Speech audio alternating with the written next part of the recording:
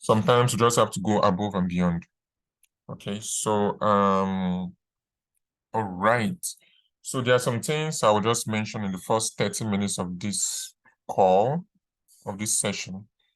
And these are so maybe I did not go in deep into it yesterday, but it's basically how to set your goals. Now we are sticking to data analysis, how to set your goals. So I will just call on one person, just one person. You can tell me, just give us like a specific stuff you want to achieve by the end of this year. Then I will use your specific goal to break it down on how you can set or plan towards that particular goal. So anybody, you can raise up your hand, anybody at all that has a particular goal they want to achieve, maybe pertaining to data analysis, of course, pertaining to data analysis. So then I will use that your goal and help you set a plan, which every other person can tailor their own goals to it. Maybe you have a goal similar to that.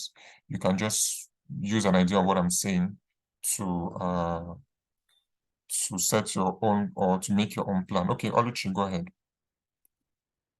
Good morning. Hi, good morning, So my Oluchi. goal for this year is to be able to transition fully into a data analyst role before the end of the year. Okay, you want to transition into a data analysis role before the end of the year. Get a data analysis job before the end of the year. Okay, so do you have a particular date, a deadline? I mean, there are many before the end of the year. June is before the end of the year. I'm not just thinking before the 1st of June this year to have gotten a data analysis role. Okay, before the 1st of June. Yeah. All right, so let's use that as our case study. Okay, so all right, let's use that as our case study. So please, can someone tell Stephen, someone just dropped a message in the group. Can someone just send him a message that he should check his mail to accept the invite sent to his mail? I think that would help, so I don't have to move around. Okay, so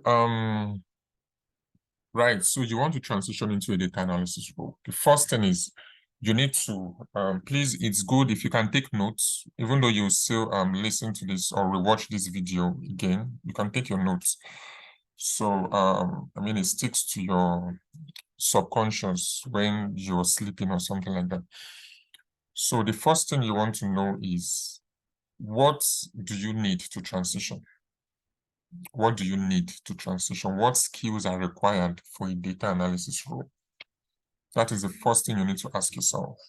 Okay, what skills are required? I think I'll just type this. The first question is, what skills are required? Or I would appreciate if someone wants to be my secretary for this particular session. So the points I'm making, you can just type it into the chat so that people that are not Daniel, which chat? Type it into this Google Meet chat. Oh, okay. Yeah. Or WhatsApp. No, this Google Meet chat, not WhatsApp, this particular call, the chat. Okay, so the first thing you want to ask yourself is, what are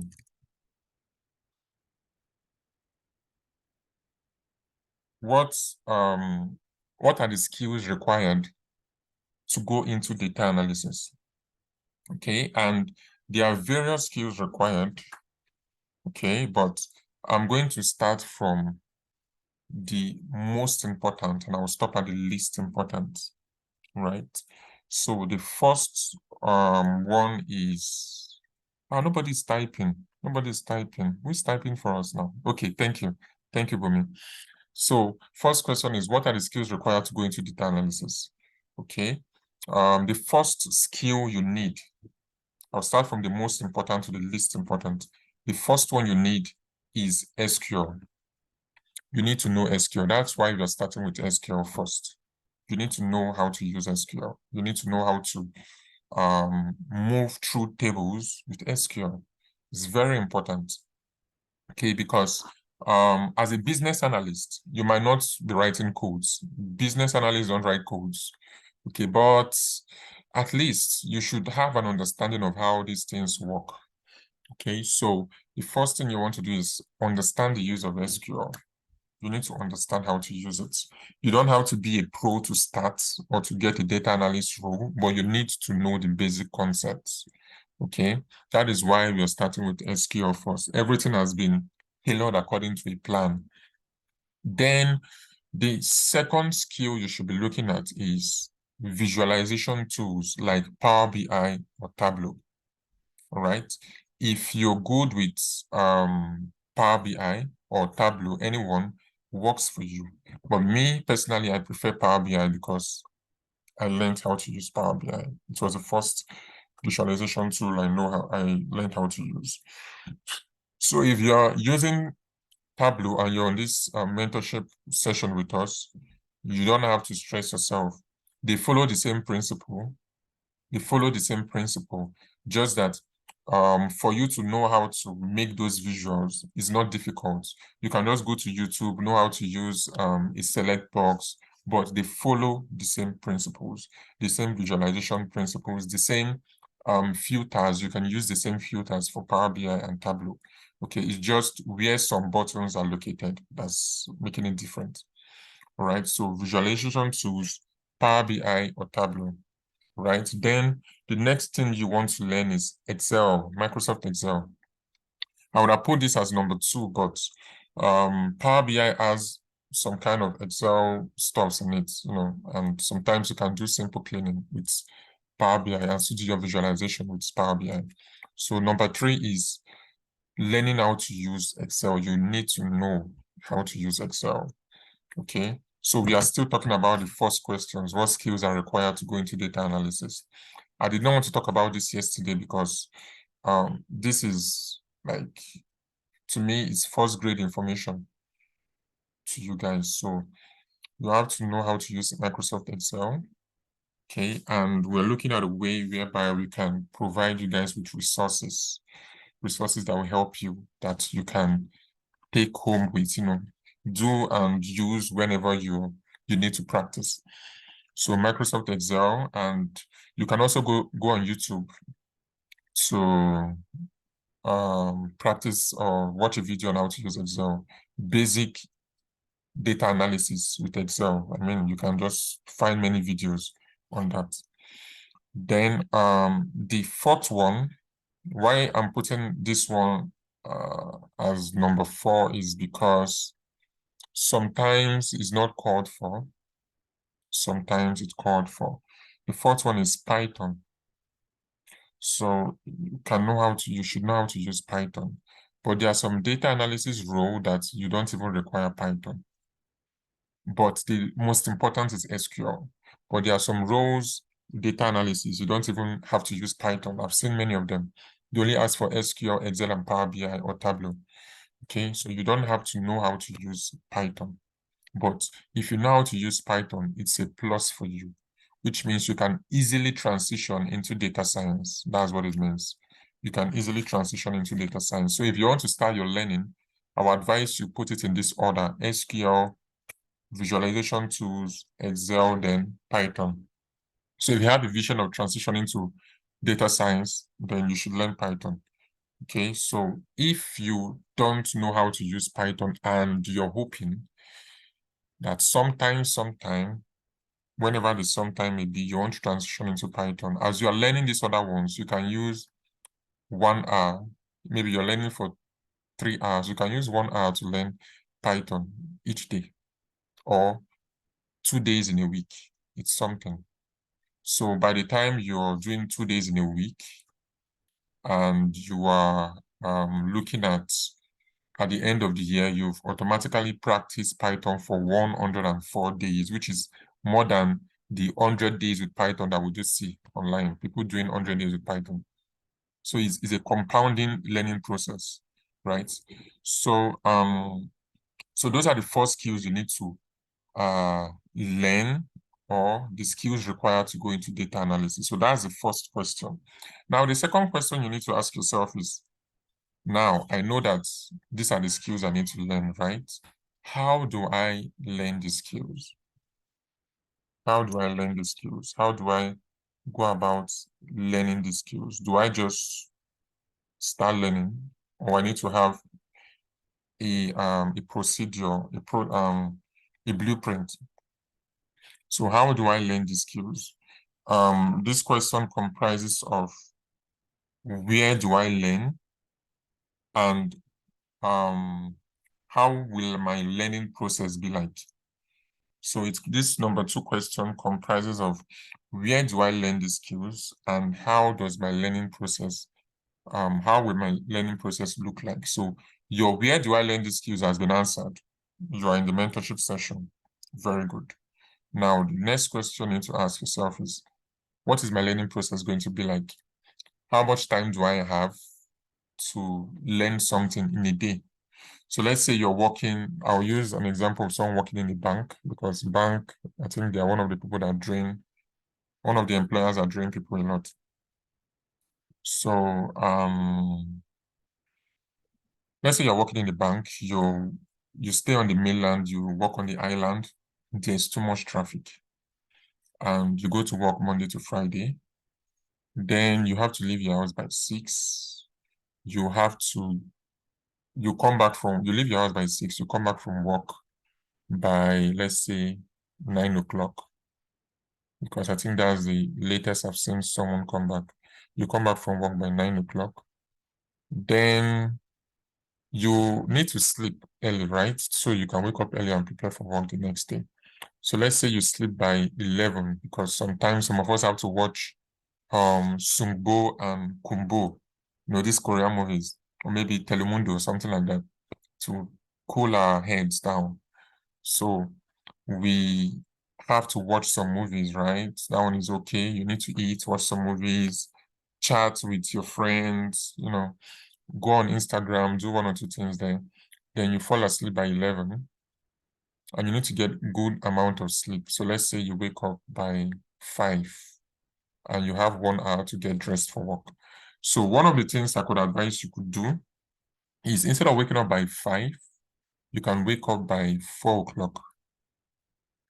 Then use 1 hour to study, then prepare for work. Go to work by 6. Now, if you find that very discomforting, then you should know that nothing good happens in your comfort zone. When you're in your comfort zone, it's you don't see enough changes. I don't want to say you won't see changes, but you won't see the kind of change you're looking for. So nothing good happens in your comfort zone. So you need to move out of your comfort zone. If you sleep 6 hours or 7 hours before, you need to stand up and maybe sleep less. Then you can make up for the thing later on, in the day. Because me, basically, I sleep highest 4 hours in a day, in an entire day. Now, what I do is I try to make up for it, maybe in between the middle of the day. I then look for 1 more hour to make out for it. Then towards the evening, I look for another 1 more hour, because I know I can't be automatically busy. So if you're going to work, you're spending 2 hours in traffic, you can sleep 1 hour inside the traffic now. It's not bad. If you're coming back, sleep another 1 hour when you're coming back. You've made out for 6 hours. You basically need 6 hours to sleep. I know science says 8 hours. 8 hours are for people that don't have their dreams haunting them. But if you have a goal, 6 hours is enough for you. So 4 hours in the night, 1 hour when you're going to work, 1 hour when you're coming back. That's 6 hours. So if you're sleeping by 11, you're waking up by, let's say, by 3 or 4. I think 3 is 4 hours. So let's say 5 hours, sleeping 5 hours. You study for 1 hour. If you do that Monday to Friday, you study for 5 hours. Then on Saturday, you're not going to work. You can now use the 4 hours trick I taught you guys, which is study for 45 minutes, rest for 15 minutes. Do that 4 times, you've studied for 4 hours. Okay, so at the end of the week, Saturday you do the same thing, Sunday you do the same thing. So that means Saturday and Sunday you studied for 8 hours. Monday to Friday you studied for 5 hours. 8 plus 5 is 13 hours. If you do that for 1 month, that's like, damn, that's a lot though. Okay, that's I think 52 hours. Yeah, that's 52 hours, which is a lot of hours to study. And remember, I told you guys, whatever you do for 20 hours, you become good at it. Not extremely good, but you can find your way around it. So 52 hours is almost 20 hours 3 times, just 8 hours missing from it. 20 hours 3 times. And trust me, that fear you have of taking on SQL. Okay, what if you need to drive? Okay, if you need to drive, then I suggest you you wake up by 4 in the morning. I suggest you wake up by 4 in the morning. So that's 5 hours. And depending on when you go to sleep, if you go to sleep by 11 p.m., you can wake up by 4 in the morning. 5 hours is enough. Okay, I'm sure sometime in the day, you might not fall asleep. There's what they call power nap. You are not deep asleep. You're just resting, maybe closing your eye, not deep asleep, but you know what's going on around you. It's what they call a power nap. Okay, there's a way you can rest without sleeping, that when you get up from where you are, it will look like you actually slept. It's what we call power nap. Okay, so you can use power nap. You can make your research on it. Power nap. Okay, so all right. Then okay, where was I? All right, so depending on when you're going to sleep, if you're going to sleep by 10, then 4 hours is 6 hours. Like me, I go to sleep by 12. I have to wake up by 3. Then I need to do some, I need to do my devotion. After that, I try to stay away from my phone. I read a book. I don't even do anything data analysis in the morning. This is like my morning routine. Wake up by 3, do my devotion, say my prayers, then wake up, then read a book. If I have someone calling me, I pick the call, I answer the person's call. Then anything I can, if I want to touch my phone, I have to do, unless the message is very important, I have to reply to the message. I don't touch my phone till like 6 o'clock. All right, till like 6 o'clock. Then by 6, I can now start, reading, looking at my mails, reading WhatsApp messages. Then by 7, I can now go on Instagram. Understand? So it's like a morning routine. It's something that works for me. You understand? So you need to find out what works for you. So you need to have a learning process. All right.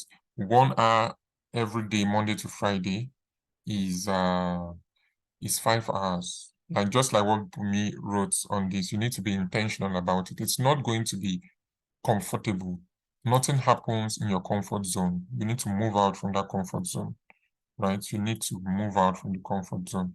So if a pregnant woman, maybe you are in a place of labor, a pregnant woman, she wants to give birth and she's being so calm about it, she probably might stay there for 2 years and she might even die because she's trying to be comfortable and no, nothing happens there. The baby won't come out there. But when she screams and the doctor will tell her, push, come on, push. She needs to push and stop being comfortable. They'll tell her, push, I know you are tired. She actually needs to push. If she does not push, she and the baby might die. One or both of them might even die.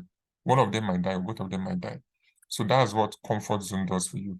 Moving out of your comfort zone does for you. You see results when you're out of your comfort zone, right? So you need to have a learning process. You need to have something that works for you. If it's 30 minutes in a day, fine.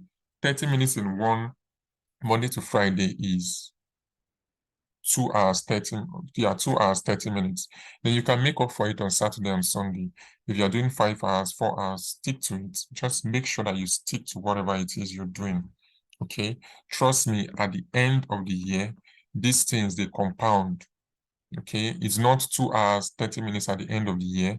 It's 2 hours 30 minutes times times 52 weeks, you would have gotten the amount of hours you spent studying in a week. So if your own is total of 10 hours in a week, you would have, you just do your multiplication or whatever it is you want to do. So trust me, you need to stick to whatever it is you're doing. If you're studying 10 hours in a week, by the end of 52 weeks, you would have gotten 520 hours of study. That's a lot. That's so many 20 hours inside it.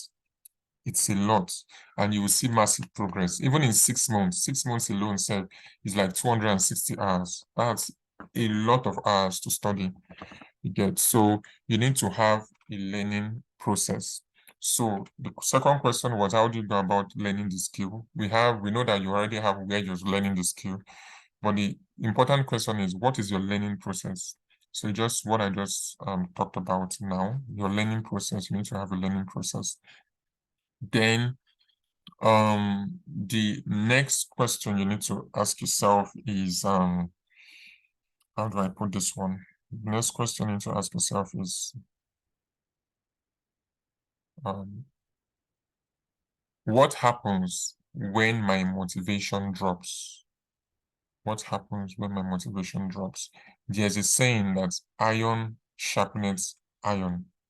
Okay, iron sharpens iron. Plastic cannot sharpen iron. Plastic will actually get broken. Okay, plastic cannot sharpen iron. And now by plastic, I mean that by plastic, I mean that you need to find someone that is aligned, that you know that the person wants the same thing you're looking for. Person wants to be good or get a data analysis role at the end of so time. The time frame might not be the same, but the person wants that. The person wants that. Okay, so the question you need to ask yourself is, what happens if my motivation drops? What do I do? Because trust me, your motivation will drop. I'm not going to sugarcoat it for you. Your motivation will drop. It will really drop. And you need to have a plan. What happens when it drops? So there is something that the Bible says that two are better than one. If one falls, the other person can pick them up. The other person can pick that person that falls up. So if you have people or someone you are learning with, trust me, when your motivation has dropped, the person motivation might be up. So the person will be like, come on, let's do this. Let's do the project. You'll be doing the project even though you don't feel like it.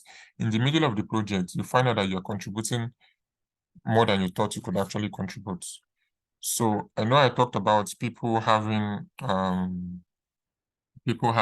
study partners. I'm actually focused on that study partners with you guys because I think someone texted me yesterday, she wants a study partner, and I just said, let me wait till today. I will do that today. So I'm going to activate that study partners with you guys.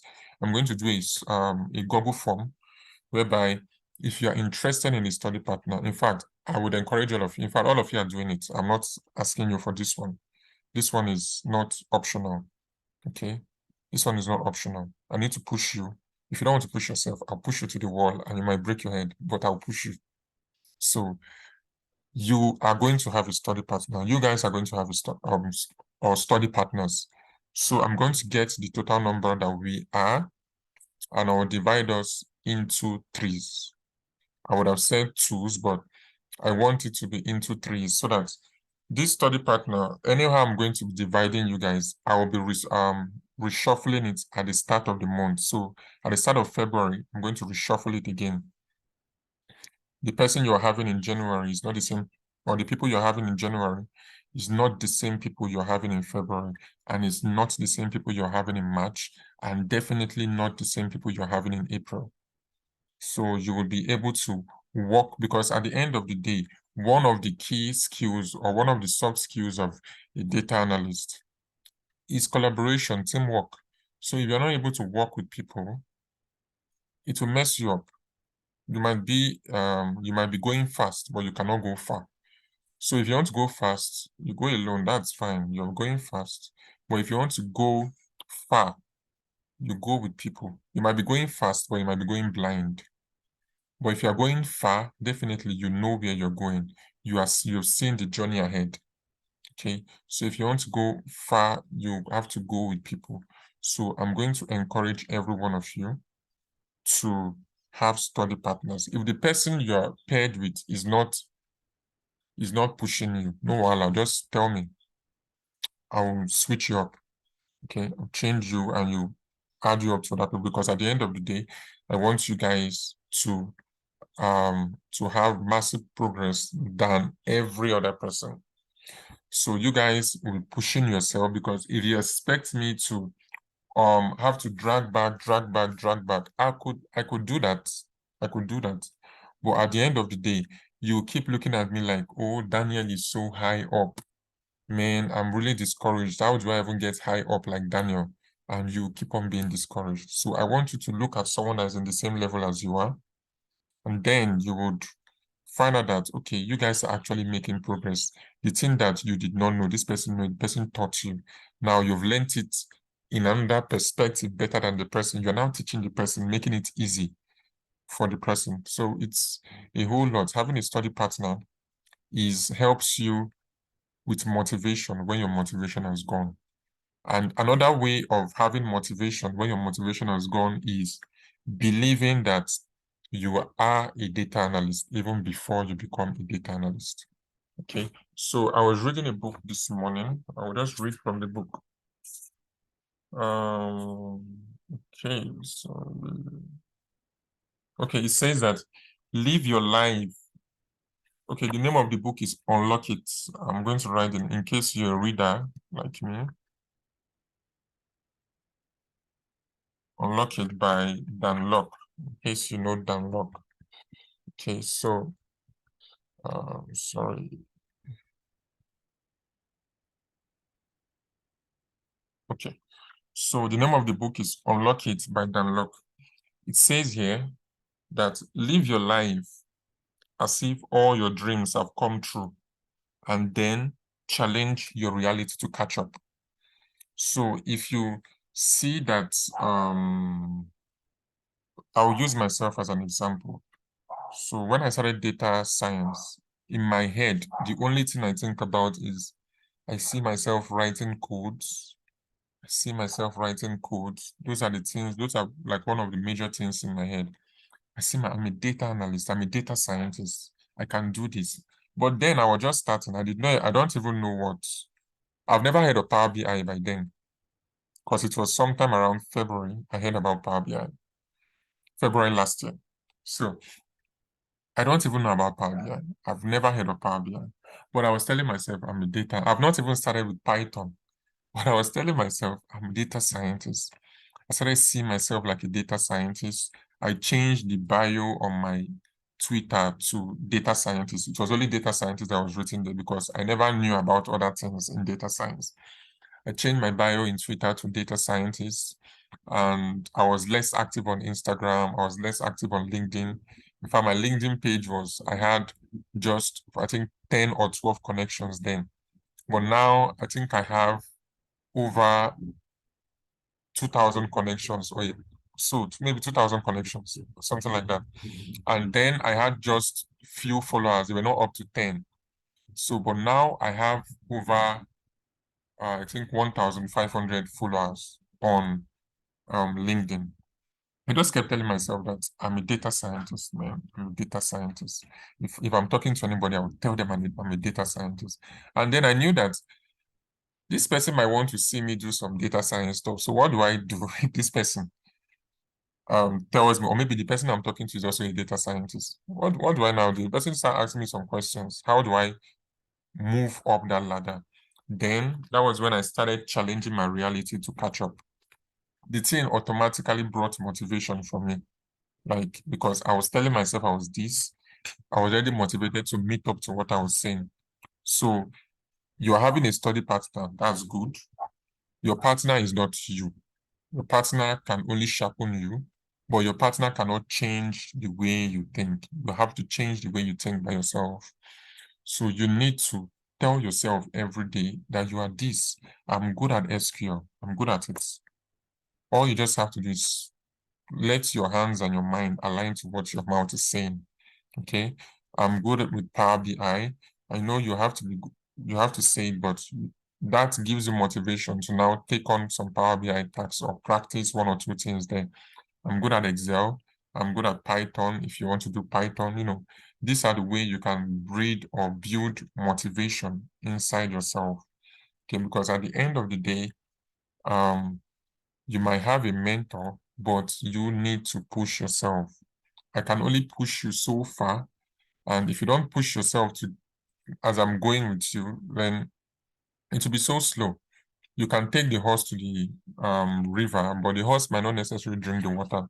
And if you try to force the horse, that their shoe, they might use it and kick you out. So that's one of the things. That's one of the things that that's two ways I would say is a very good way to motivate yourself. You need to have a partner and then tell yourself the things that, because you need to keep talking to yourself. You need to keep what you say to yourself is the most important thing in this world.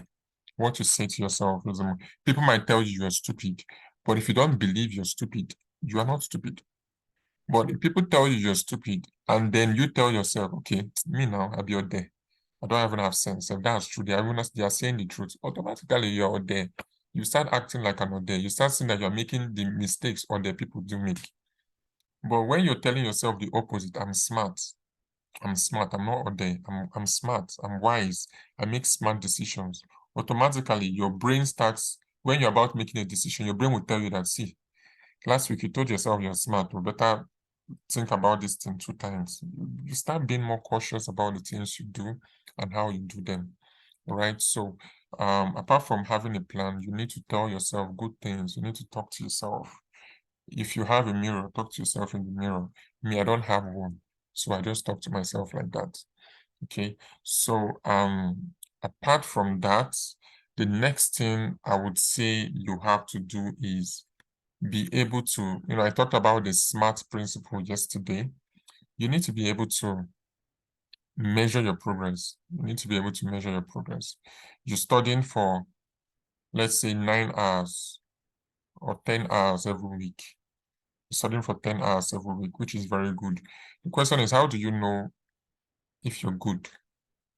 If you don't find out if you're good, how do you know if you're good? You might repeat one project 5 times in a month. Fine. It's not a problem, but you need to be able to know if you're good. So I presented you guys with that W3 Schools website. That's one way of measuring your progress. All right. Sometimes you need to, even if you have studied, you need to now go back to the stuff they have there, the tables and everything, or the projects we are doing, and repeat these codes without actually looking at the codes. Ask yourself some questions. Okay, I want to find this. What code do I even need to write to find this? Then you write the code, you make a mistake, you find out where the line that you made the error, and you'll be like, okay, I need to really perfect my skills on this particular line. I know the select statement, I know the where clause, I know the from statement, I know the where clause. Now the problem I'm having is joining two tables together. All right, I think that's where I need to focus. Then you go back to W3 Schools, you look for the join statement, look for where the topic is, and take on tags that are there. Or ask yourself just random questions. I want to join these two tables together, but I want to just view 2 columns. No, that's one way of moving around things, right? You need to measure your progress, know how good you're doing and how bad you're doing. Okay, you're making 1% progress. You have been making 1% progress the first week, second week, third week, and you're finding out that you are comfortable in it. That's a sign. That's a sign that you need to start making 2% progress. Okay, you don't have to stick, always grow. The progress you're making, yesterday I told them 1% progress for 12 months. That's good though. But for you guys, I will tell you 1% progress for 12 months is good, but it's not good enough. It's not, I don't see it as progress. I see it as being stagnant. I see it as being stagnant. Okay, so you need to grow. If you're making 1% progress in January, perfect. In February, make sure that your progress in percentage goes up. if it's by one or another 1%, let it be 2%. Then by March, double it up, let it be 4%. By April, double it up 8%. Just like that, you're doubling it up. You are challenging yourself. And trust me, at the end of the year, it's no longer 12% anymore. You should be going somewhere to 50%. And you're almost there. You're almost there. You're almost like you're no more in the junior level anymore. Even though they might employ you as a junior level, when you get there, you will surprise everybody. And you start showing the coding skills or SQL skills or Power BI skills of someone in the mid-level role. So that's one way to challenge yourself. Always grow. Don't remain stagnant. Don't be comfortable in your growth. Make sure that at the start of every month, take it like that 1% is where you started from. Okay, then move on to 2%. The upper months, take it that 2% is actually the starting place of anybody, and push it to 4%. So like that, before you know it, you are no longer doing competition with other people. You are now doing competition with yourself, because probably you have a group of 3 people. First month they're 1%, second month they're 1%, and you'll be like, okay, since this person is still in 1%, there's no need for me to move up. The person is still in my level, so we are all in the same level now. Nobody is better than anybody. And at the end of the year, you find out that, wow, you are just messing with yourself. Okay, but always challenge yourself. Let your competition be yourself. Okay, there will be people that are better than you. There will be people that are better than you. Don't feel bad when you get to know that, but make sure that at the end of the day, you're better than yourself. Okay, make sure that at the end of the day, you're better than yourself. All right. So the next thing I will talk, okay, I'll just stop there. If you have any other question, if you have any question concerning what I've said so far, please go ahead and ask your questions.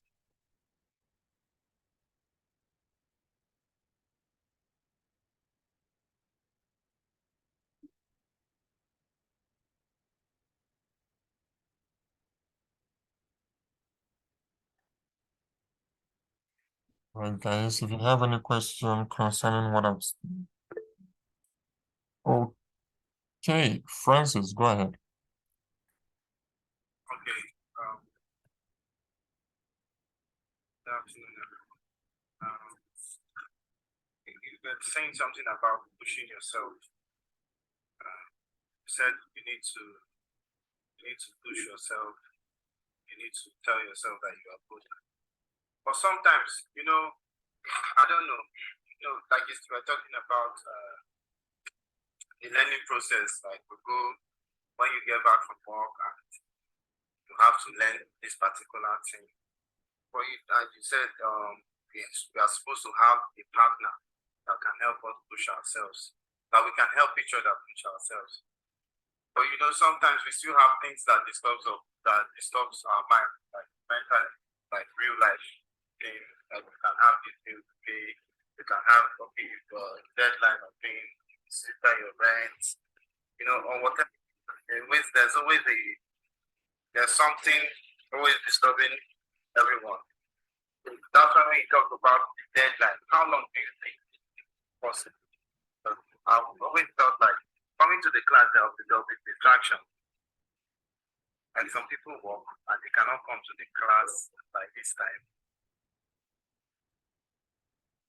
So I don't know, how can we be able to patch this?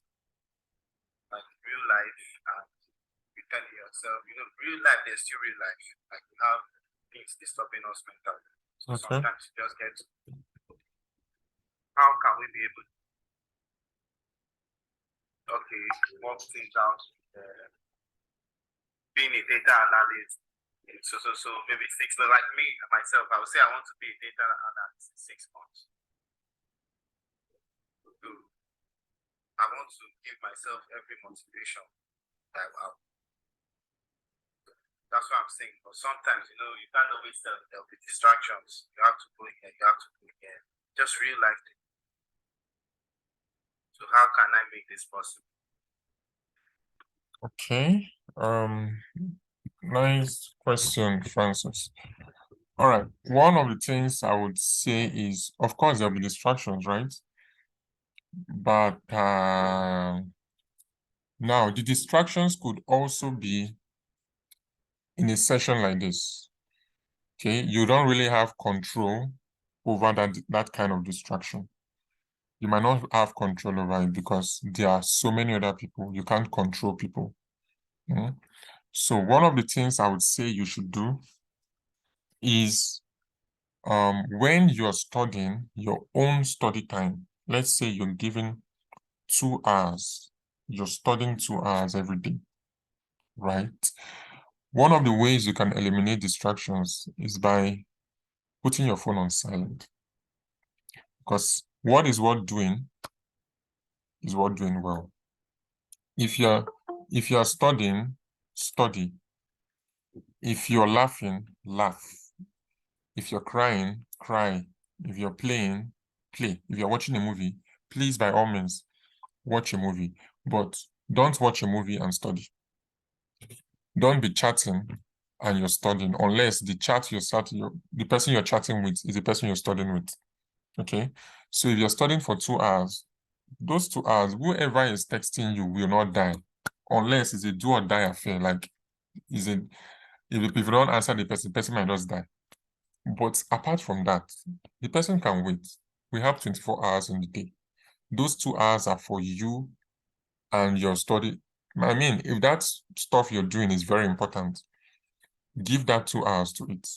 If I'm hanging out with people, or let's assume I have a girlfriend now and I'm hanging out with her, and any of you should call me on the phone, I'm sorry, I won't pick your call.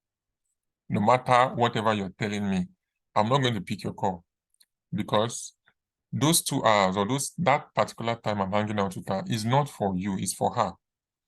So let me do it very well. Since I'm hanging out, let me hang out. Let me give the person that attention.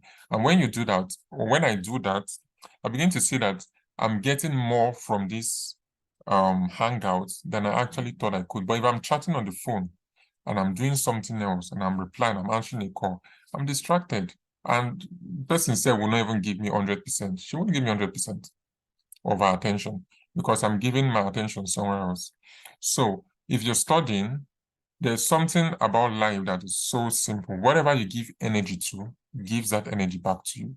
So if you're giving your 100% energy to whatever it is you're studying, you're turning off your phone, maybe you're shutting your door, you're turning off your phone, or putting your phone on silent. Maybe in case you're using your phone for your internet, you're putting your phone on silent. Automatically, you begin to find out that stuff you're studying begins to come in, like it begins to enter inside you. You begin to understand it faster because you're giving it energy and subconsciously you are drawing the same energy from it. So one of the ways to eliminate distraction is to just turn off your phone. In fact, it's the easiest way to put your phone on silent or put your phone far from you. I always put my phone in my wardrobe most times or inside my cupboard. Let me be done with what I'm doing. Anybody can wait. They can wait. When I'm done with what I'm doing, then I can now answer your call or answer your text or something like that. But the best way to eliminate distraction, apart from this session, because now you can't control what is happening here, but you can control what is happening in your study time. You can control the kind of messages you receive. You can control the kind of disturbance you're getting. You can control the way you're actually studying. So if you're studying for 2 hours, you study for 45 minutes. Those 45 minutes, no distractions, no chatting, no messaging, nothing, no taking of calls. Then after 45 minutes, you can now take 15 minutes break. That 15 minutes, you can now reply who you need to reply. If you want to watch a movie for 10 minutes, no wahala, that's fine. Just do whatever you want to do for that 15 minutes. Then go back again for 45 minutes, no distractions, 0 distractions. During that 45 minutes of 0 distractions, you are going to be getting a lot. I promise it has worked over and over and over again. I promise you, it always works. No distractions, you'll be getting a lot.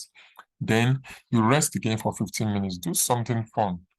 You could eat or something, drink wine, or just, I mean, for that period, just stay away from alcohol so you don't get intoxicated.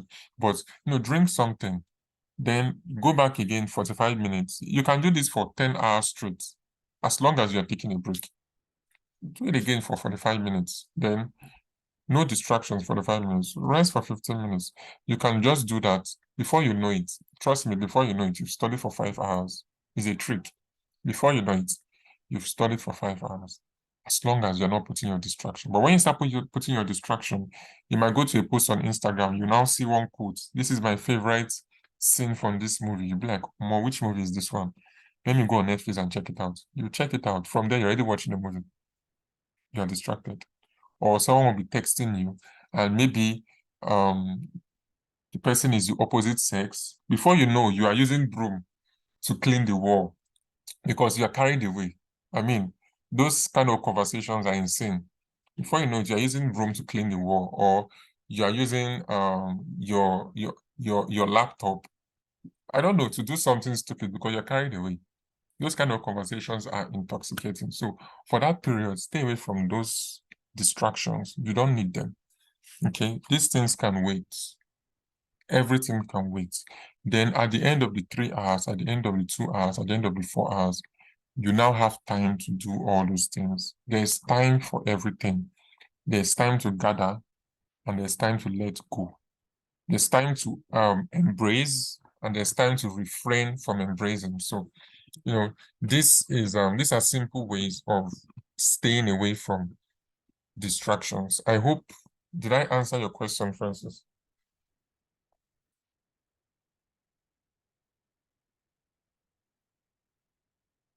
Yeah, kind of. Okay, please just tell me how I can answer it. Just keep asking. I want to clarify you very well. I need to answer your question. So anywhere you're confused, just let me know.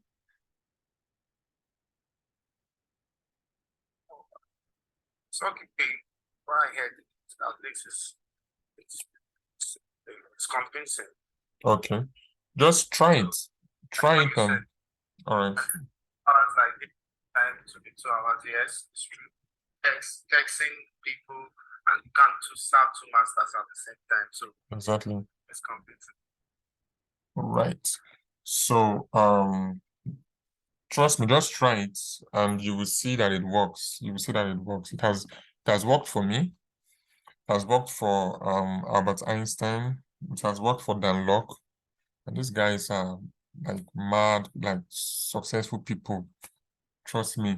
And what a successful person does and is working for the person, you just need to do the same thing and you get the same results, right? So okay, do we have any question? Any other person with a question?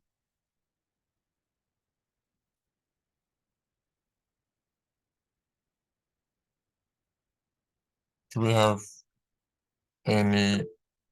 Okay, Francis, go ahead again with your question. Another thing is sometimes like some of us are really novice in the tech world, and we don't know anything tech, and some of us will be very slow and some will be very fast. So the parenting, if somebody is, you don't know anything about that, if you're a novice about this particular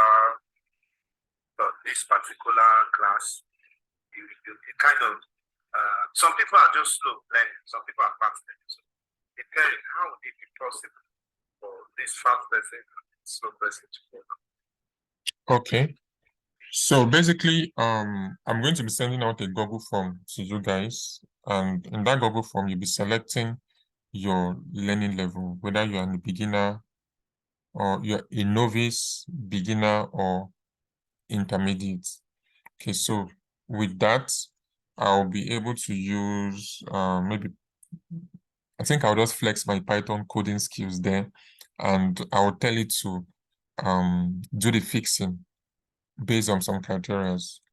Okay, so I think that's not a problem. All you just need to do is on the Google form, signify your learning stage or where you are at the moment. So once you're able to do that, just leave the rest to me and I know what to do. I know what to do. Okay.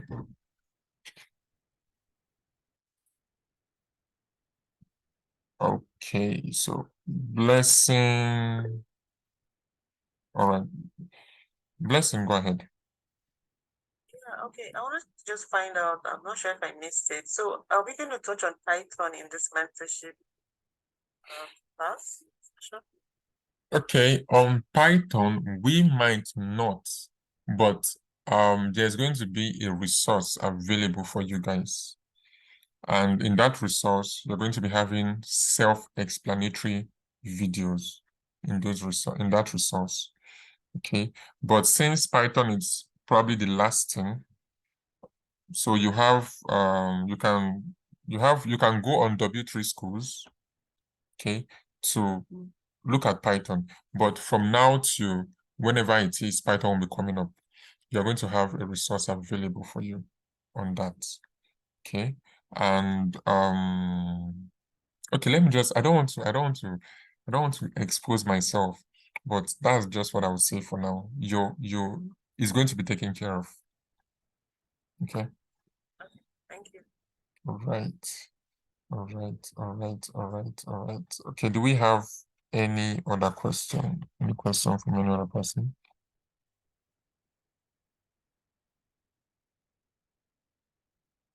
I want to put a question on the group. The chat, sorry. Okay.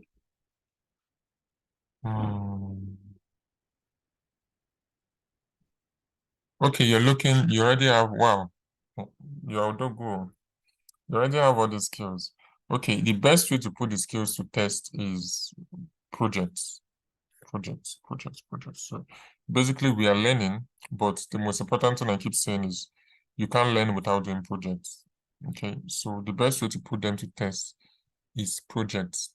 And I remember he's talked about looking at volunteer roles for you guys, even though it's unpaid, but these are volunteer roles where you can test your skills, and also competitions where you can test your skills. Okay, so that is also another way to go about it. But the number one place is projects. Just take on projects. If you're looking for projects you can do to flex your skills, just let me know. Send me a text on WhatsApp. Before the end of the week, if you do it today, before the end of the week, I'll get back to you. But if you do it by Thursday, then you have to wait before the end of next week. Okay, so yeah, just projects are the best way to go about it. No, not too worry about it. Okay. So do we have any other question coming up? Excuse me, did you say now that you're able to help us get volunteer roles or something? Yeah, well, the volunteer roles are actually dependent on the company and what they're looking for. Because that's these stuffs are they might be looking for someone with an industry experience or something. Okay, since it's unpaid, the interview process will be very lenient. But definitely you are going to get a call, you're going to get on a call with the CEO of whatever company it is, just to interview you or something like that. But the person I know that got that volunteer role was just a friend of mine. I think she's in South Africa. So just talked about having at least you've done a project on the industry stuff you're doing. Yeah, that's catch fire. So well, I'm still yet to, because the same way we went on break to go and eat rice and chicken, these people self also went on break to go and eat rice and chicken. So I'm still yet to look into that, and I'll give you guys an update. I'll give you guys an update. Okay, Godwin, go ahead with your question. Or was the hand a mistake? Okay. Oluchi, I hope I answered your question for you. Okay, go ahead. Yes, you did, Daniel. See, my own I don't know, but I just have to open up here. Mm. I've been learning for some time now, not so long, even on my own. I take out time to learn. But when I see questions on, maybe you give me a case study, and interpreting that case study to know exactly how to present it, I know the questions come in two forms. Either the company is telling you exactly what you need to do, or you as an analyst, you are able to look at the data set they have given you and study the data sets, provide solutions to them. But interpreting the problem solving part is where I think I am not, even though, yes, of course, I know that the skills is continuous learning. As long as you have the basic stuff, you can always go back to your books, or go back to keep upgrading yourself on the skills. But being able to interpret the problem statement, it's a big one for me. I don't know if it's like that for everybody. And I must sincerely say that sometimes when I look at the problem statement, I'm like, are you sure I even know anything in this thing at all? It's as if I'm on zero level, but I know I'm not on zero level. So I don't know if it's going to get better with time as I keep practicing on something. I just want, maybe I can allay my fears or something. Okay. I'm going to answer your question, and I'll make you less fearful. All right. So, now I'm going to give you guys a problem statement. Come up with a problem statement right now, and ask you what you feel can be done. You don't need to be correct. You just need to come up with something. So I'm going to throw in the problem statement, and I'll pick 3 different people. Okay. I'll pick 3 different people. Okay, you can raise up your hand if you want to. When you hear the problem statement, you can raise up your hand if you want to say something. So here goes the problem statement. ABC and Co technologies have they have a group of Hope, you're not wasting time, Sha. They have a group of they have employees in their companies, and these employees they all have a particular amount they want to earn as retirement fund or retirement income at the end of 20 years. Maybe let's just say the service year is 20 years, or at the end of their working time with the company, or at the end of retirement. They have their retirement goal plan. Now, these employees are also worried about how much they should earn at the end of each month to meet up with this retirement goal plan. Now, as a data analyst, you've been given a data set showing you the retirement goal of each employee, their current salary, and let's say their investments over time, what they've been investing over time, everything added together. As a data analyst, you are told to come up with a recommendation for these people and how you can help them remove these fears. Because let's just say they are fearing going towards retirement, okay, or they are fearing about what they need to earn to keep up with the lifestyle. And each of these employees, they have children, they have partners that are dependent, they have people that are depending on their income. So how much do they have to earn? The question is, how much do they have to earn to meet up with this lifestyle, to meet up with the people that are depending on their income, to meet up with their children's school fees? That is the problem statement there, right? So as a data analyst, what do you think? How do you think you can go about this particular thing, given the data from the company? It could be anything, you can say anything. So I'll go with Hope. Hope, go ahead.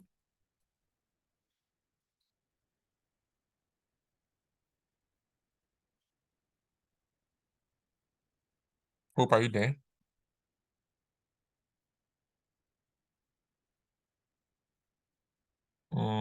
If you're saying something, we can't hear you. Hope, can you hear me? Okay, Badebo, you can go ahead. Okay.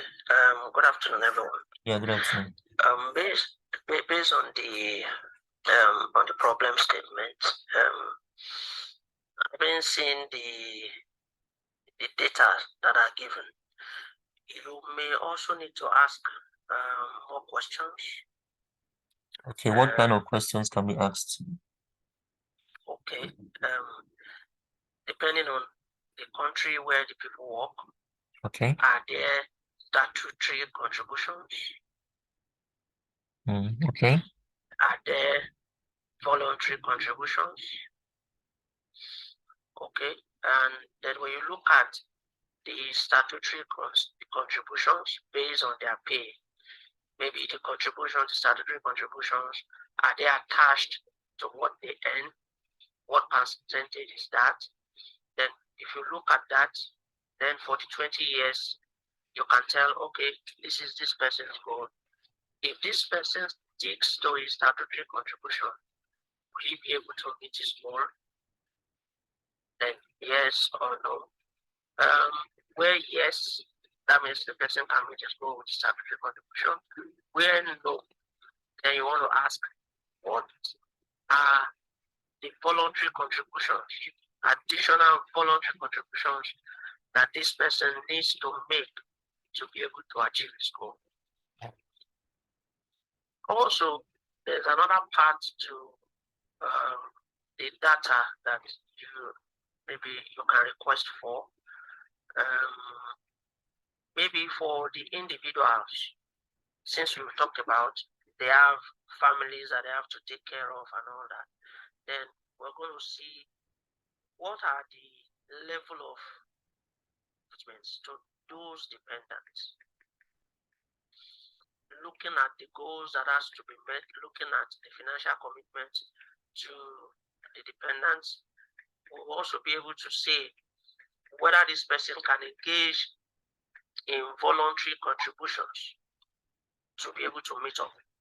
Now, the kind of job they are doing and as to regards to earning, is the earning attached to production, to levels of production? There are people with fixed income. So at this level, you earn this amount. And at that same level, you can only contribute this amount. So this person, the various individuals are now going to be looking at, okay, within this year, if I get a promotion to this level, my contribution will increase and I'll be able to meet my target. Then if you're looking at getting a promotion, you also look at the fact is that in a working environment, you see that you have more people down the ladder than up the ladder. Like if you're, for example, you're a supervisor, how many managerial levels are ahead of you? Maybe we have 5, and then you have like 14 supervisors. So it means all these 14 supervisors who wants to get promotion to a higher level to be able to meet their financial goal have to compete for those 5 positions.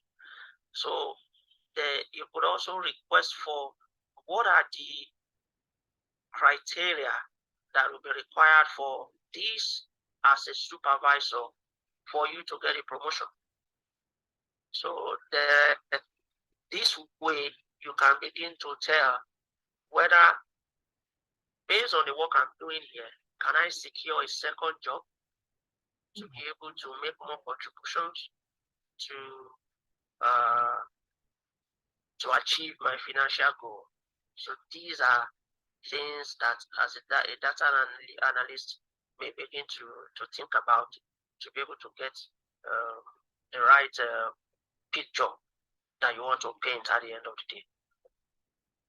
My thoughts. Oh, wonderful, wonderful, wonderful. So from what I can pick from what Badebo says, one of the things he said was request for more data. Hello? Okay, can you hear me now? Yes, I can hear you now. I hope you got me too. Yes, I got you. I got you so well. So one of the things Badebo said, one of the key things I picked was one, request for more data. And because when you feel you're not getting enough information, you should, as a data analyst, you have the right to request for more data, because if they don't give you the data you're looking for, they don't get the results or recommendation they're looking for. So it's like a two-way thing. Then the other thing could be statutory contributions. Because from what I know about finance, it's either from what I know about finance, it's either the company makes some particular contribution to your pension fund or retirement fund, and you also make some particular contribution. So you need to look at yourself.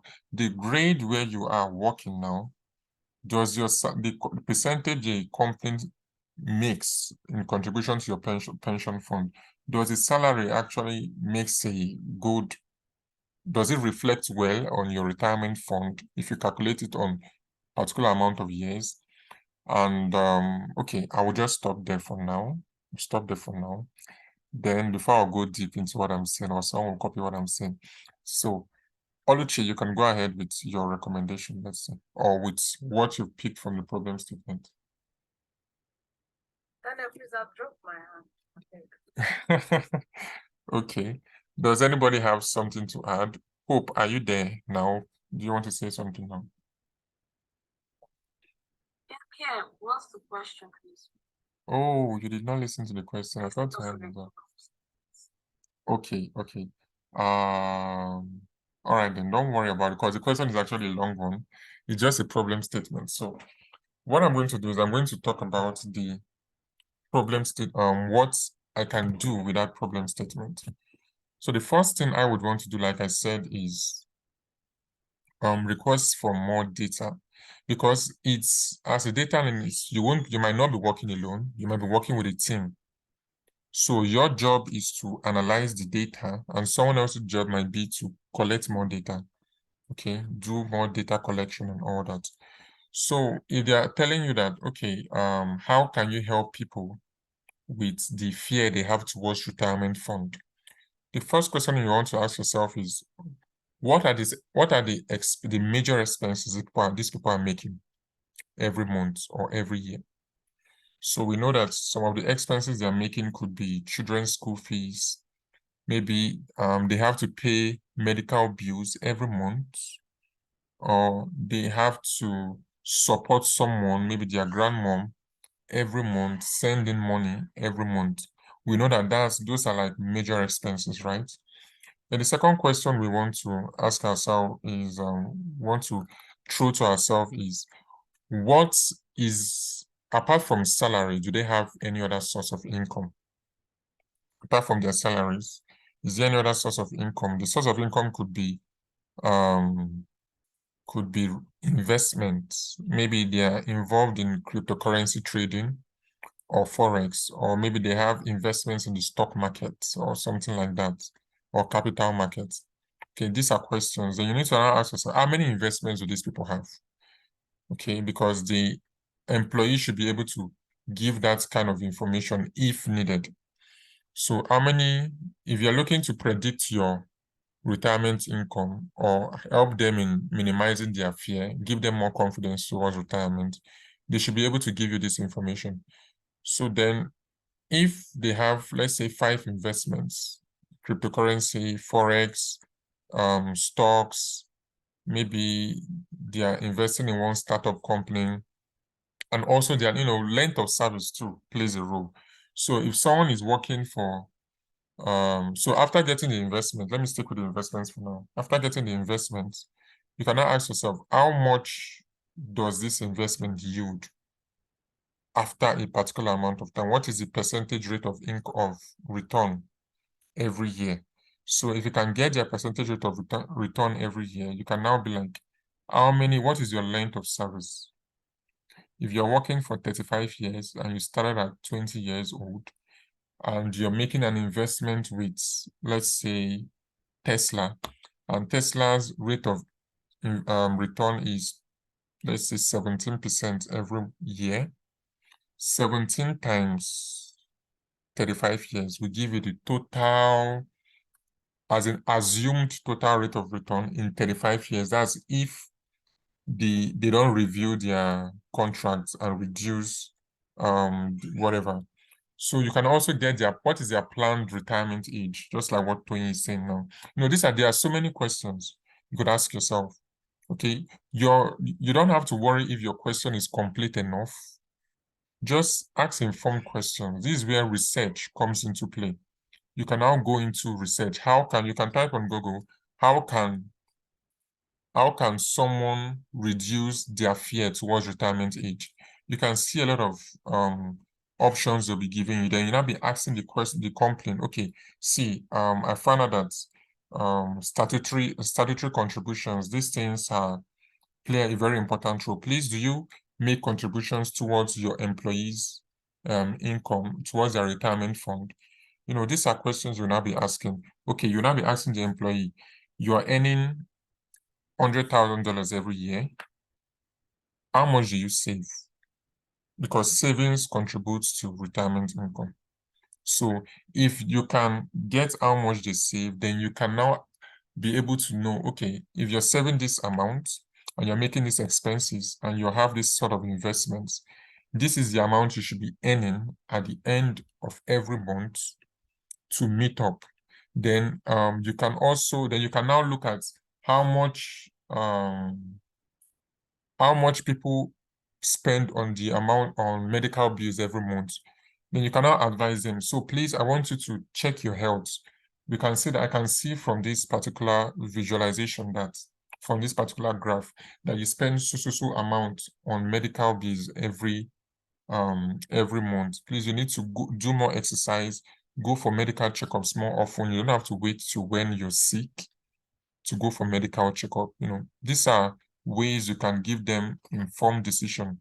So you find out that when you're telling them to go for more medical checkup, you are telling them to save more, you are telling them to invest more, you find out that their expenses tend to decrease and their income tend to increase. So they are now more confident towards their retirement fund, because they are able to meet their target monthly income, that amount that they should be earning, that gives them that retirement goal. All right, so the question you ask yourself is relative to you as a data analyst and relative to the kind of research you make. So different ways you can make your research. You can use Google. You can use past data from the company or from another company entirely. You can use that to request more data from the current company you're working with. Or you can use ChatGPT. I love ChatGPT. You can use it to just ask ChatGPT a question. What are the factors to look at when going towards retirement income? It definitely will tell you retirement age, monthly income, savings, expenses, and all those kind of things. So these are factors you can look at when dealing with retirement income. But to me, the most important one is asking the company for more data. Once you ask the company for more data, it helps you, it gives you more informed, more information you can use to drive your recommendation or your decision as a data analyst. So for your question, Oluchi, what I would say is one of the things you can just do is, well, if you're working on a project, definitely you can request for more data, right?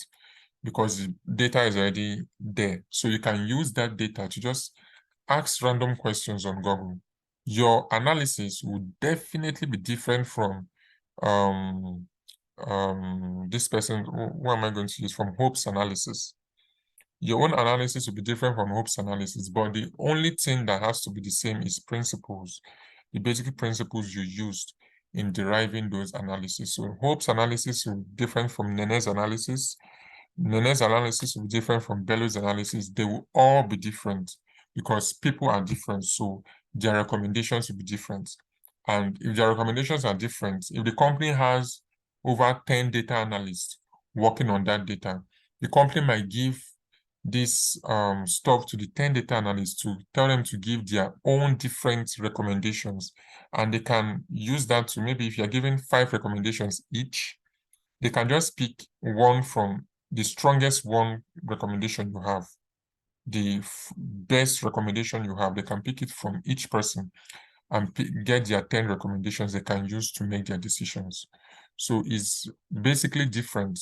So the problem statement, if you're working on a project or working with a company, they should always give you their, like, the problem they have at hand, what they want to achieve. They always will tell you what they want to achieve. If they're not telling you what they want to achieve, you can't do anything because you don't have enough information. So the first thing they will tell you is the problem they are facing and the solution that they want. Okay. Once they tell you the problem they are facing and the solution that they want, you can then use that to ask them various questions on, okay, do you have enough data for this? Okay, when how much do you contribute to these people? Okay, do you give them bonuses? You know, these are stuff you can just ask based on the problem they are facing. So let's say another problem statement is a company is looking to make is looking for a data analyst that gives them recommendation on the kind of product they should focus more of their resources on. The question is, okay, do you have information on all your products? Do you have a data that contains on your products? Do you have the sales information for all these products? Do you have the manufacturing expense for all these products? Okay, do you have this information dating back to 10 years ago? 10 years back? If they do, then you can now look at the amount of sales each product is giving and how long and how much sales they've been able to amass at the end of every year. So when you're able to get that as a data analyst, you can just make your recommendation based on what you're seeing, or based on what you know from the analysis you've given. But the most important thing is that they would always give you a problem statement. And a problem statement, you can go ahead to ask so many questions, ask yourself so many questions on how you feel or how you think you can go about it. And the questions to ask, don't worry, when we are dealing with projects, like that human resources project, you'll be seeing a lot of questions. I'll be throwing a lot of questions there because there are so many questions we could ask ourselves. So I'll be throwing a lot of questions there. So you, over time, when you're practicing on these things or seeing me do them over time, you get used to it. You'll find out that it's not really a biggie. It's not a big deal. Problem statement is not a big deal. It's just the first thing you should even know is the analysis that becomes the big deal. You're doing SQL and all those kind of things. So, but the problem statement is always given. The question you should ask is always, you can ask them questions and they will even ask you questions. It's always given. It's not really a big deal to me. I don't think it's a big deal because it's the basic thing, the first thing you should have known before even doing the project or taking on the problem as a data analyst. Okay, so I hope I was able to help you with that, Oluchi. And Badebo was able to help you with that too. Yes, thank you. I think it's continuous learning and Yes. yeah, no, you know when Badebo even started talking about it, when you gave the problems, and Badebo started analyzing it, right? You see, I dropped my hand because I wasn't coming from the same angle like him. Okay. Yes, I know it can be different, but the way both of you went detailed into it, dissected it, is that thing that I'm always looking for. Okay, how do I go? I think it's towards learning actually. So yeah. All right. Don't worry, the more we take on these problems, you get used to it. Okay, Hope, go ahead.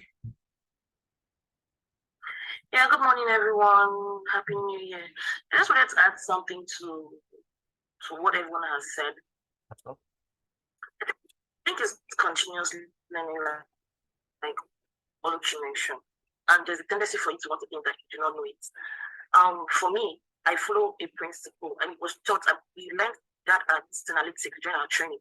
There's a cross-industry standard practice with data mining, so you can just follow that principle. Like that's what I do.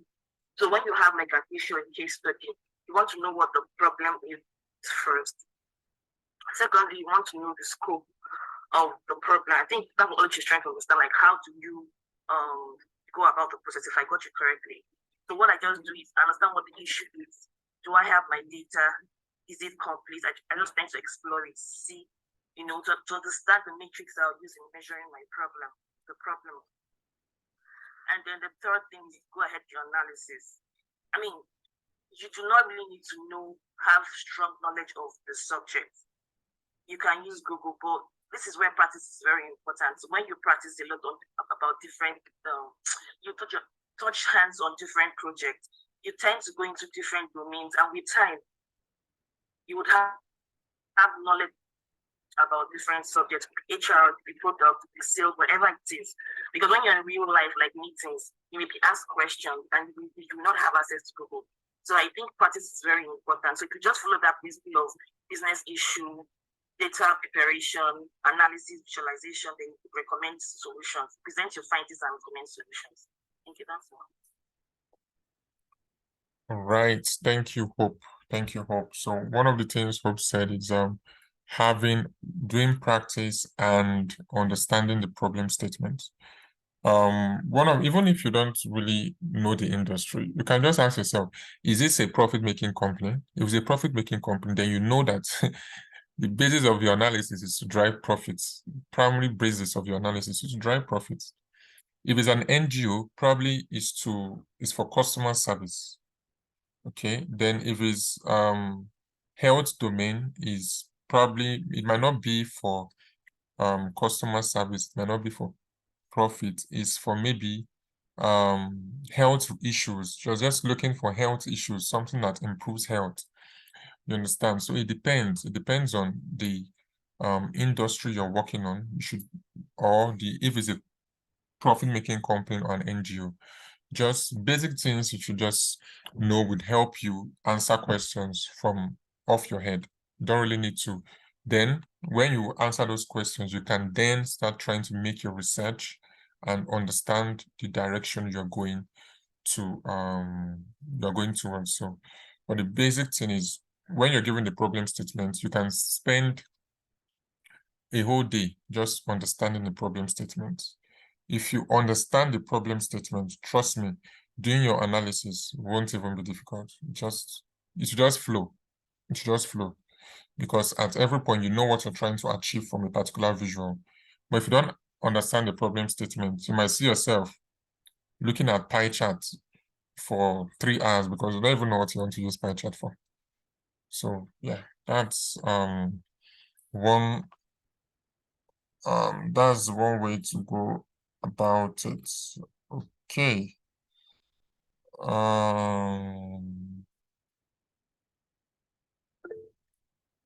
Okay, Bello, go ahead with your question. Yeah, good afternoon, everyone. Good afternoon.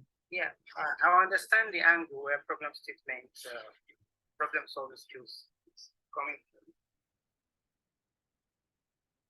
And my own angle, the way I'm looking at it is that, for example, if you are given a question, you actually understand the question, you know where to go. Let me direct my question to SQL and Power BI.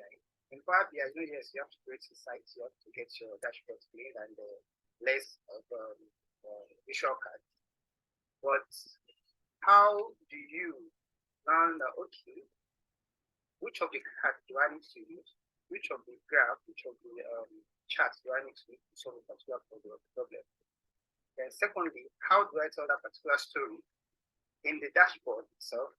For example, maybe kind of not using too many texts, and you want to drive you want to actually make decision makers understand what you're trying to tell them without, getting your dashboard crowded and full of so many text and necessary charts. Then on the SQL part, how do you know that this is a particular? How do you join them? How do you know this particular SQL query you are going to write? Those kind of things, those kind of skills. How do you get better at them? Instead of the SQL, you are coming from the SQL side. How do you know these are the particular queries you need to put together to actually solve a particular problem? So That's what I want to go for. Okay. So you heard it correctly. You said for Power BI, how do you know which visual to use, right? Yeah, yeah. Okay. All right. So, sorry, I'm just trying to type something on the chat box so that for some of us that don't understand what the problem statement is, we can have a view.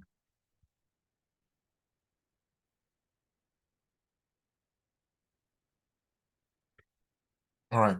So, the first question is, how do you know what visual to use? Simple. These are what they call visualization principles. And I'll be teaching you guys when we are doing Power BI.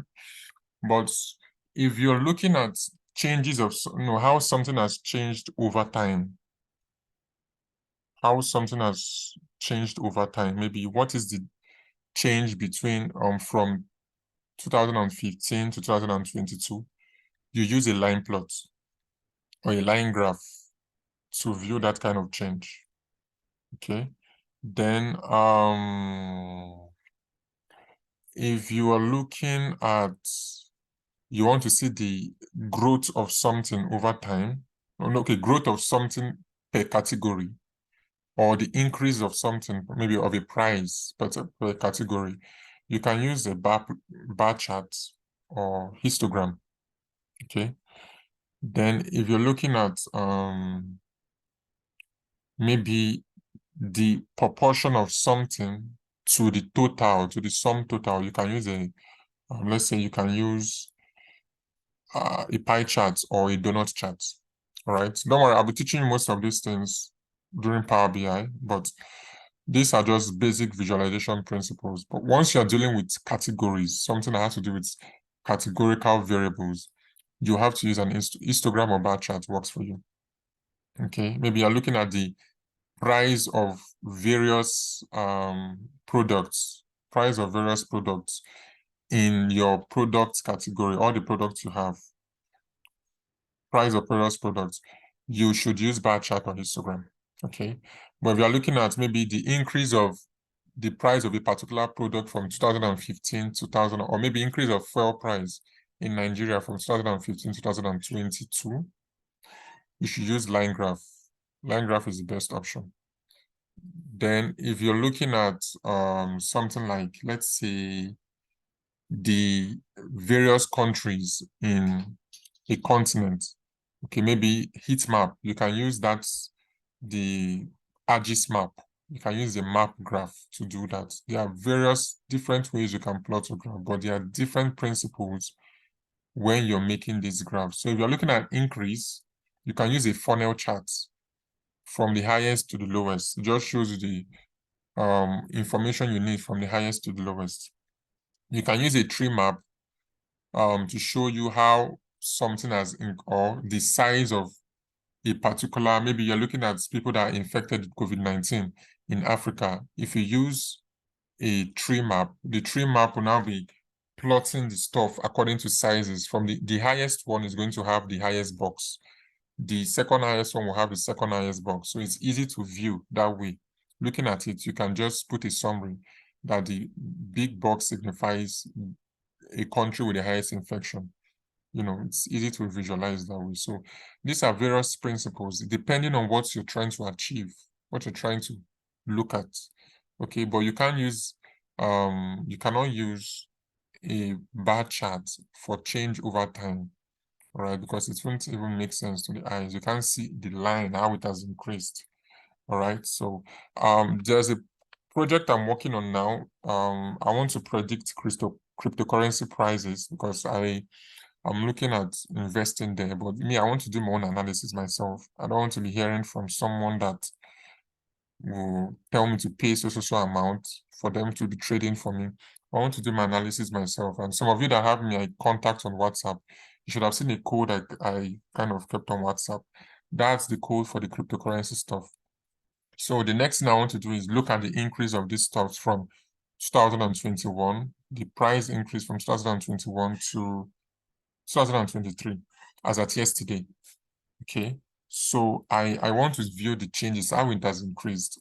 make my analysis, then make my predictions using machine learning and see, okay, predict the price for the next 30 days.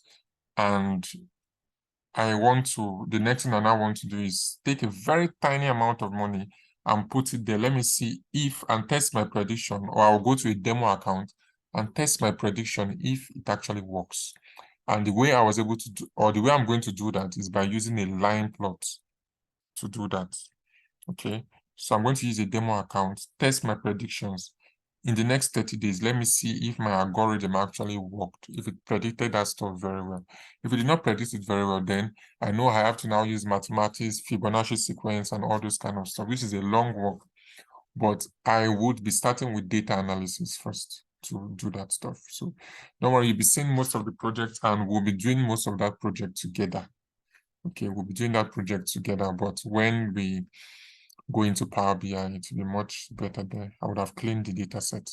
So so it depends on what you're trying to achieve, actually. And okay, I hope I was able to answer your question.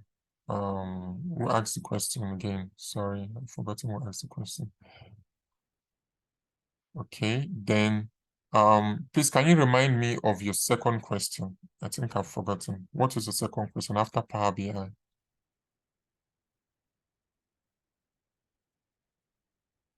Please, can you remind me your second question? I think I must have been carried away.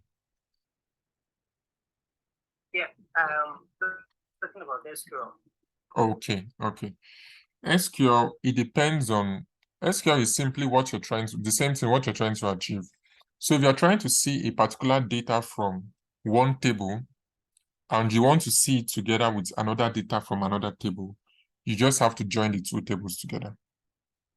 Okay, but depending on the table that is coming first, the table that is coming, if you want the first table to come first, you have to use left join. If you want the second table to come first, you have to use right join. Okay, so it depends on what you're trying to achieve, actually. Depends on what you're trying to achieve. But since we are dealing on SQL, don't worry. When we go into SQL, I'm going to be explaining everything you need to know concerning that. So that one, you'll be getting the answers to your question this month. Okay, we'll spend this month in answering your questions. So rather than me spending time explaining it, I will just use our live mentorship session to answer that question for you. So at the end of the day, just ask yourself, what am I trying to achieve? Once you know what you're trying to achieve, the process becomes easy. Just like what I wrote here, you need to know why. What is it? Why am I actually doing this? You want to save money, right? You want to save 500K in 6 months. Why am I saving 500K? That why will be your motivation to save. Okay, if why you're saving is because maybe you want to buy a new phone, you'll be motivated to save, because when you look at your current phone, you'll be discouraged now. So the why is the main thing. Why? You know what the problem is, you don't have a phone. Then why? Okay, you know what the problem is, you don't have a phone, you need to save. So why am I saving? I want to save to buy a new phone. Then how do I now save? The how is now the process.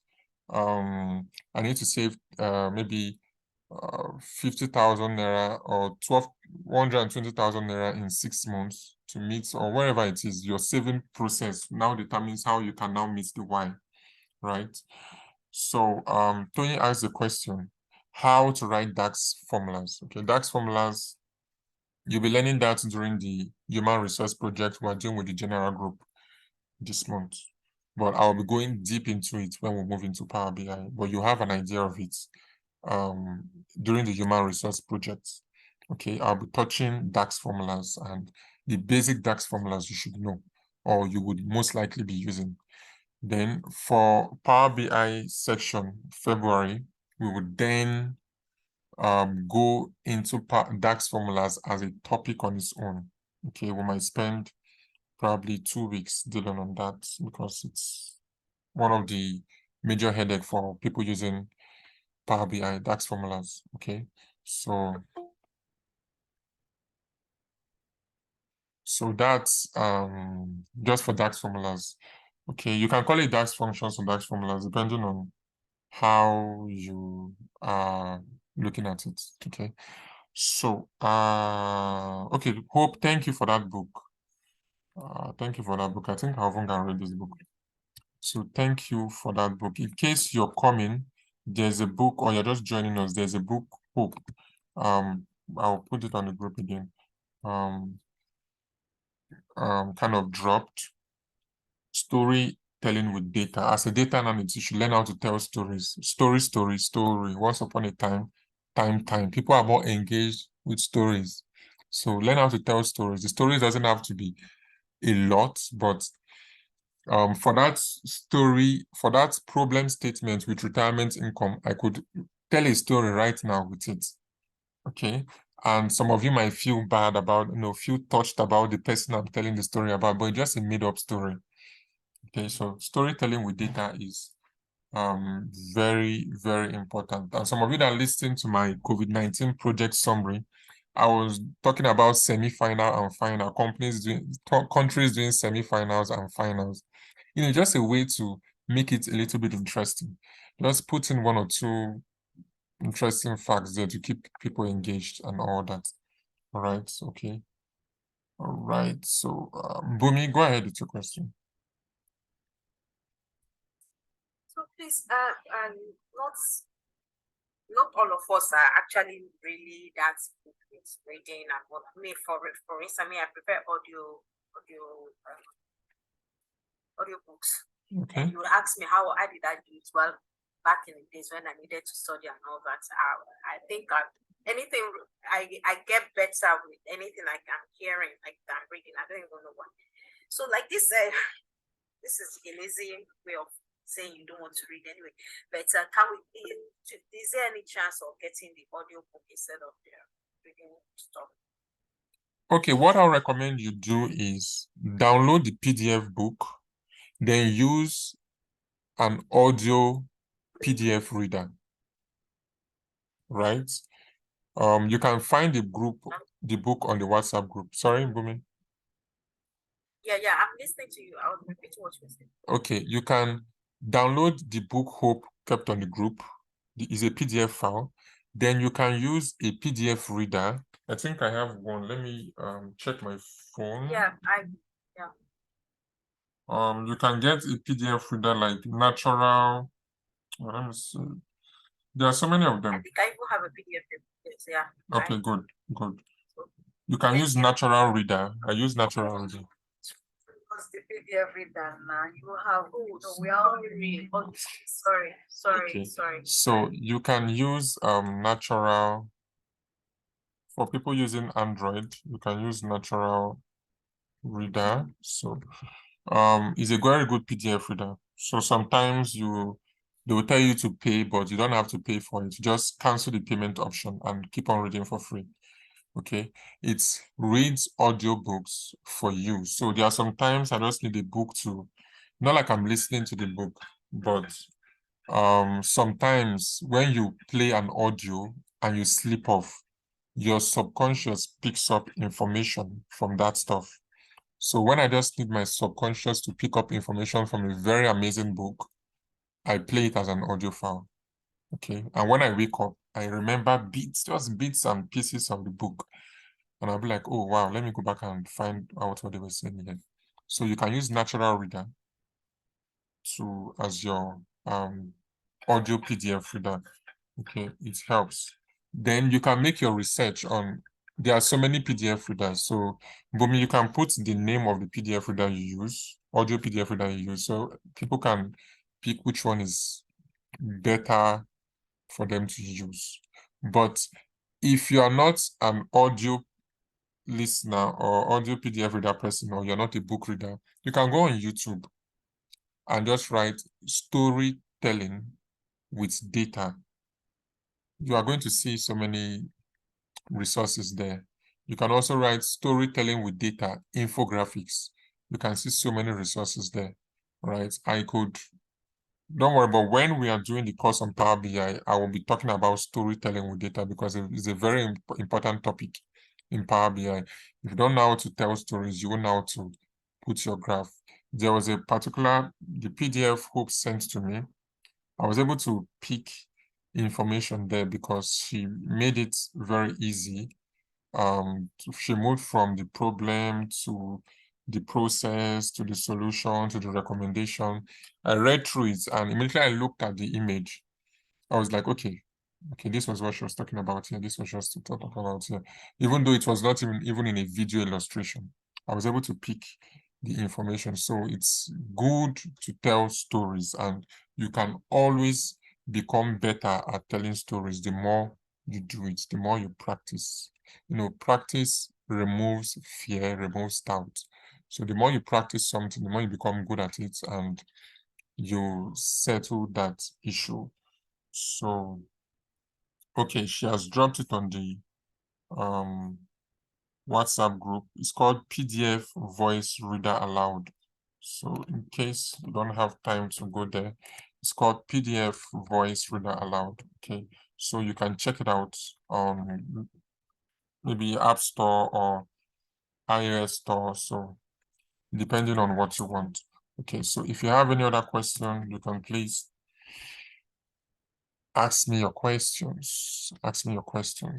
Okay. Francis, please go ahead.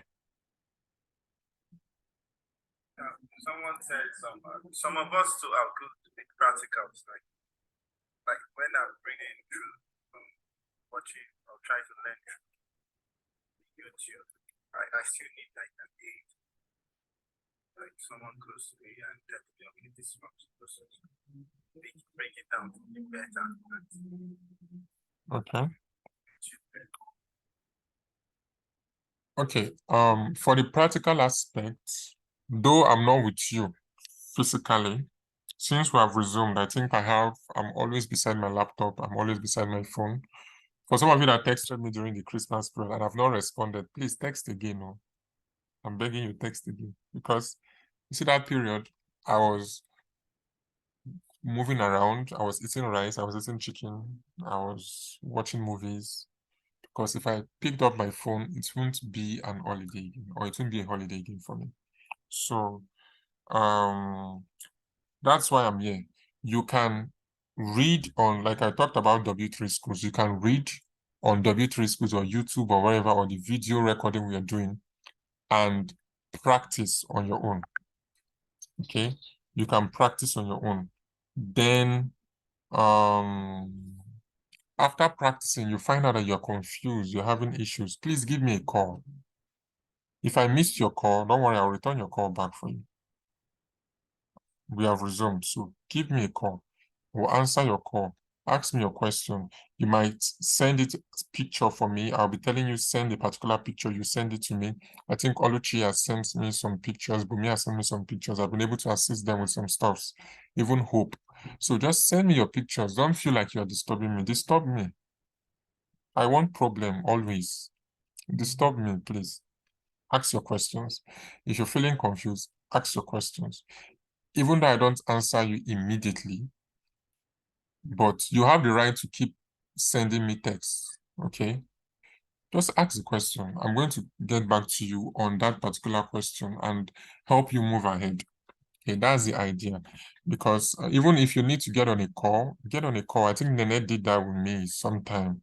She got on a video call asking me, and I just told her what to do, that she needs to re-download the data set again to remove the errors and all that. So you can get on a call with me, video call or an audio call. Just tell me ask me your questions. All right. So it will help you. I'll just be there to answer your questions, basically. Okay, so I can bridge the gap between distance, because video call removes distance, basically. So there are some people that are in long distance relationship, but video call is helping them. So I hope I was able to answer your question, Francis.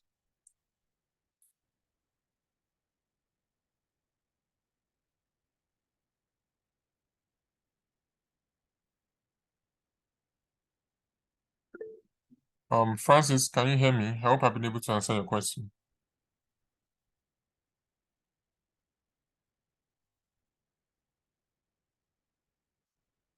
Okay, Bumi, go ahead. This particular call, when are we ending it? Oh, 2 o'clock. 2 o'clock. It should be done by 2 o'clock. Oh. Yes. I know some of you might be like, hey, we did not do anything technical. Trust me, technical is important, but soft stuff, just soft, simple discussions like this solves a whole lot of problem for you. But on Thursday, please put on your whole armor because we are going full-time technical. Okay, for some of you that have forgotten because of the food we ate during the holidays, no wahala. I'm going to explain those things again, so you must remember. I'm not going to allow you forget. You must remember.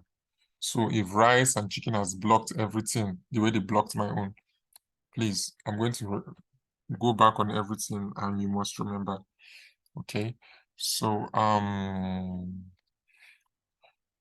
just something I wanted to talk about. Okay, so what I was thinking of doing.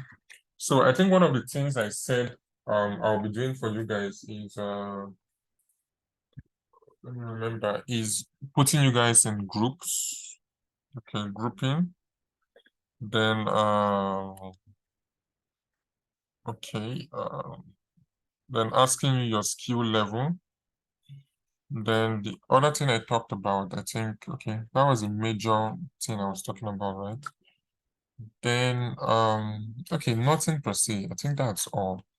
That's all. So just like what I was saying, I talked about how you can actually achieve everything we're doing. So the first thing I said is question you need to ask yourself is what skills are required to go into data analysis?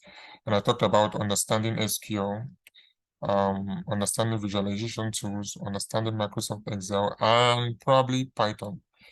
Okay, so knowing how to use Python has greater advantage for you.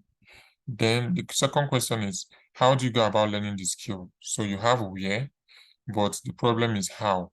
So you need to have learning process. Okay, and I talked about dividing it into hours per day. Don't look at the day as a day, look at the day in hours.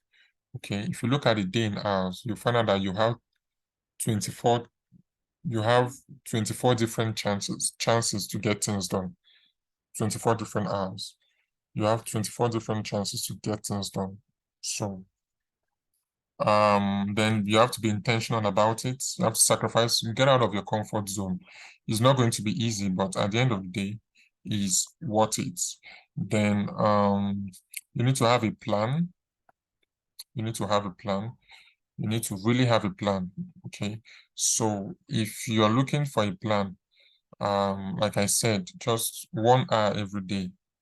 If you are working 1 hour every day, Monday to Fridays, 5 hours, then 4 hours during the weekend, 4 hours on Saturday, 4 hours on Sunday. If you do 4 hours on Saturday, you have 20 hours to watch Songbu and Kimbu or Telemundo, whatever it is you're watching. You have 20 hours to do that, but use 4 hours for your goals and your plan. So 8 hours during the weekend, then 5 hours Monday to Friday, that's 13 hours. Then you should also have a study partner, which I'll be helping you guys with, and I said this by force. So, and I also talked about you need to talk to yourself, give yourself positive words, because nobody will talk to you for you. Okay, unless the person really loves you, like unconditional love. So, but you need to talk to yourself. The best love you can get is the love you have for yourself. Okay, so you need to talk to yourself and push yourself. Tell yourself good things, that you are good at something, you're good at this, you're good at that. Then make sure that your goals are measurable. Be able to know when you are making progress and when you're not making progress. If you don't know if you're making progress, you're not doing anything. That's just the truth. If you don't know if you're making progress, you're not doing anything. And I'll be honest with you about that. So, all right. And I also, okay, very good. I also talked about the volunteer stuff. So I'm going to look into it today. The Catch Fire, look into it and how I can get that running by February. Then, okay. So I think that was the major things we talked about before I answer the questions. So if you have issues with the questions or you want to remember the answers to the questions I give or problem statement issue, before we get to the topic, please just rewatch this video and everything will be fine.